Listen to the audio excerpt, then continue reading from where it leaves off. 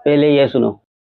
जो ना कभी गीता और कुरान पढ़ते, वही हिंदू मुस्लिम रहते करते। अब ये सुनो। जो ना कभी गीता और कुरान पढ़ते, वही हिंदू मुस्लिम रहते करते। अपने ही कर्मों से गिरे हुए हैं, रोज मंदिरों में मस्जिदों में दुआ करते। गालियां बकते हैं लोग अच्छी बातों पे, हंसते हैं दूसरे की जातों पातों पे। कोई बड़ा कोई छोटा है ना, सब लो रब के बनाए इंसान सारे हैं। मीडिया भी करती दलाली हंस के, सच को दिखाती यूं जाली कस के। जो भी मुद्दा टीवी पे दिखाना चाहिए, टीआरपी के लिए उससे दूरी रखते।